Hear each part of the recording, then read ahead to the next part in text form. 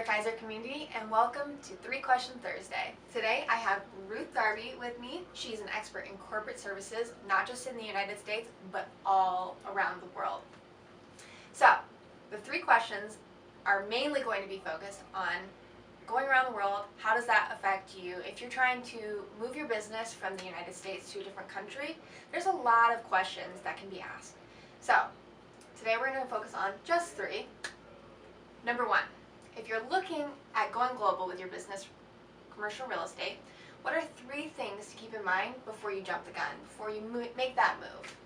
So there are more than 3 things that you want to keep in mind, but probably the top 3 that get overlooked.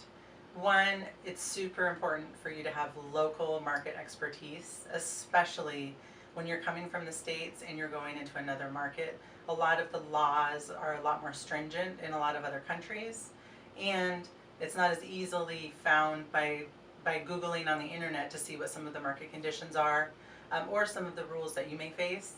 The second is be prepared to pay commissions. Most tenants don't realize, because in the United States, typically the landlord pays for that. The tenant will be required to pay the commissions, and a lot of times it's not just the real estate commission, they also charge you for other services that we typically in the States don't charge for. Third thing is restoration. Typically in places like London, where it's a really old building, might be built on top of a castle, there is a lot of restoration that has to happen to the space. That is put on the tenant, not the landlord. So if you build a space out and you have a ton of offices, that space has to be put back the way you found it, and that could be a huge chunk of money at the end of that, and so that needs to be planned ahead for when you first do your lease, so that you have the money put aside to pay for that later. Didn't know that, but it'd be pretty cool to say, oh yeah, this used to be a castle. Talking about, the different laws that you kind of have experienced through your commercial real estate with different businesses and whatnot, which country have you found has the most restrictive laws when it comes to commercial real estate? The short answer is they all do, and they're all different. So some of them are different as far as they have more laws that pertain to your employees, which affects how much you have to spend in order to get your real estate up to par for your employees to move in. Others are more restrictive in how you put your lease together and what types of clauses that you need to have in your lease. So it really depends. London and the UK in general have a lot of what I call people laws to protect the people that are going into the space, which can lead to a lot of litigation issues on the people side, and they're all intertwined. So Russia has a lot of strict laws, so does China. So it kind of depends on what you're talking about, but for the most part, compared to the US, other states have a lot of other laws, and they may not even be as restrictive as much as they're just so different. Gotcha. That totally makes sense.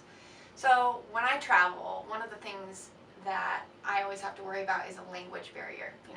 Am I going into the women's restroom? Am I not? That's always That would be scary. important to know. Important to know for sure. So how do you get around the language barrier when it comes to commercial real estate?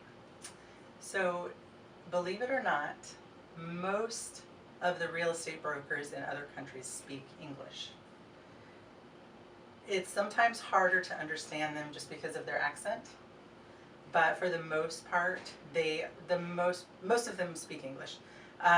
If they don't speak English, then you need to call on an interpreter. And that sometimes things will get lost in translation when you use an interpreter, because if they don't have the background to interpret what they're trying to say when it comes to real estate translations, it may be a little different. Sometimes we have leases that we get in other languages, and we have to pay more to get them translated by business terms, because if you just get it translated, you may miss out on some of the business terms because the person translating doesn't have a real estate background. Gotcha. Well, hopefully that information helps you go global. if you ever have any questions about, moving to the UK, China, Russia, any country around the world, she's your lady. You can contact her in the link below. Thanks again for joining us for 3 Question Thursday. See you next week.